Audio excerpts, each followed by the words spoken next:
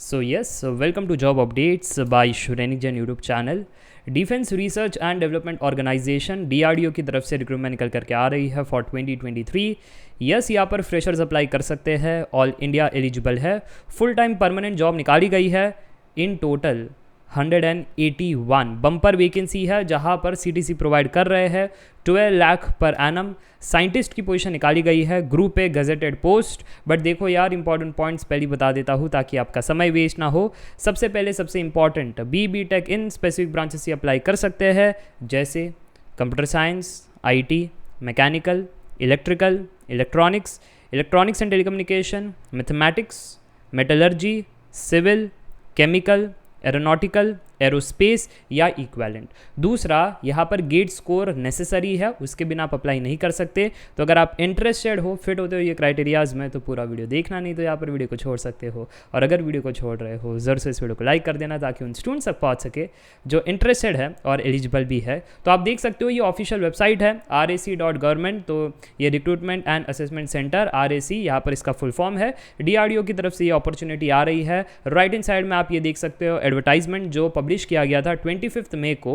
मैं video shoot कर रहा हूँ 26 मई को। लास्ट डेट है 21 डेज। इसके हिसाब से अगर आप कैलकुलेट करो तो वो लास्ट डेट बन जाती है। ठीक है जी। व्यू एडवर्टाइजमेंट पर क्लिक करोगे तो ये वाली PDF ओपन हो जाएगी और यहाँ पर आप देख सकते हो दैट टोटल सैलरी जो आपकी है that is 1 lakh rupees per month. ठीक है। और आपकी जो पोजीशन है that is scientist, group A gazetted post. और यहाँ पर सबसे पहले रिक्रूटमेंट है इलेक्ट्रॉनिक्स एंड कम्युनिकेशन वालों के लिए। इन टोटल 49 वैकेंसी है। कैटेगरी वाइज डिस्ट्रीब्यूशन यहाँ पर दिया गया है। BTech इलेक्ट्रॉनिक्स एंड कम्युनिकेशन या इक्वेलेंट होना चाहिए। अब ये इक्वेलेंट क्या है, PDF में नीचे जाओगे तो यहाँ पर मेंशन किया गया है। इलेक्ट्रॉनिक्स एंड कम्युनिकेशन के अंदर, इक्वेलेंट के अंदर तो इलेक्ट्रॉनिक्स जहाँ पर है वो तो चीज़ आप देख ही पा रहे हो, साथ ही साथ टेलीकम्युनिकेशन, इंडस्ट्रियल, ये सारे तो है ही। उसके साथ साथ इलेक्ट्रॉनिक्स एंड इलेक्ट्रिकल वाले बच्चे भी यहाँ पर अप्लाई कर सकते हैं और साथ ही साथ इलेक्ट्रिकल वाले, सिर्फ और सिर्फ इलेक्ट्रिकल वाले बच्चे भी यहाँ पर अप्लाई कर सकते हैं। तो मुझे लगता है ये सारी चीज़ आपको समझ में आ रही है, इक्विवेलेंट के अंदर क्या क्या चीज़ें आती है। और यहाँ पर गेट क्वालिफिकेशन नेसेसरी है, valid GATE score in EC paper. ठीक है जी। फिर उसके बाद है मैकेनिकल के अंदर 44 वैकेंसी, मैकेनिकल एंड इक्वेलेंट मांगा गया है। इक्वेलेंट के लिए आप नीचे देख लेना, PDF में डिस्क्रिप्शन बॉक्स में दे दूंगा।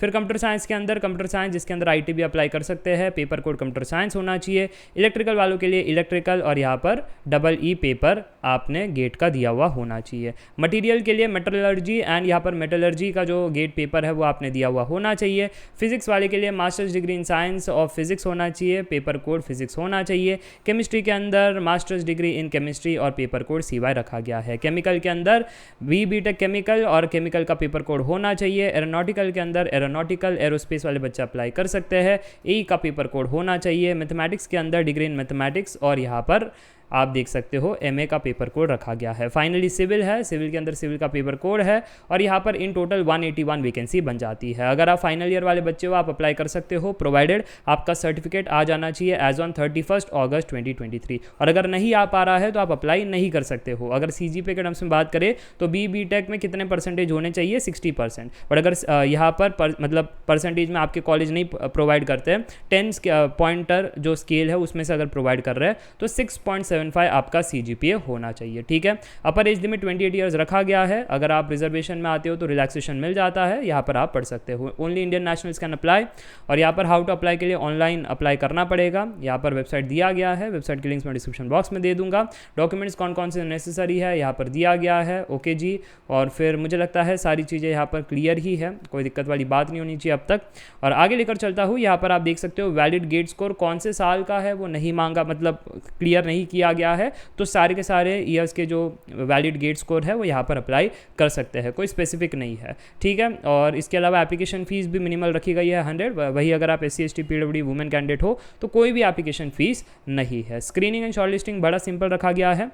सबसे पहले तो आपका गेट स्कोर जो होगा उसके माध्यम से शॉर्टलिस्ट किया जाएगा, उसके बाद इंटरव्यू के लिए बुलाया जाएगा। परसेंटेज के बारे में बात करें तो यहाँ पर 80% गेट स्कोर है, 20% इंटरव्यू है। इंटरव्यू कहाँ पर होगा, हेल्ड एट दिल्ली और any other place as decided by RAC DRDO। ठीक है जी। बस इतनी सी बात है। तो मेजॉरिटी आपका खेल पूरा गेट स्कोर पर रहेगा, 80% जो है गेट स्कोर, इसलिए गेट एग्ज़ाम इंपॉर्टेंट हो जाता है।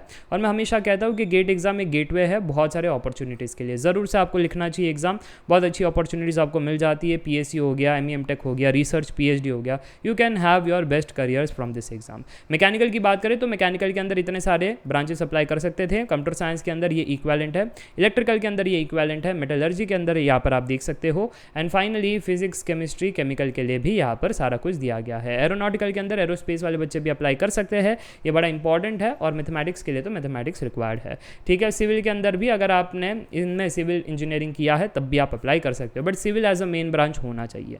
चलिए इसी के साथ ये वीडियो एंड करना चाहूँगा। I hope you enjoyed the video. Meet in the next video. Till then take care, bye bye for now, see ya, bye.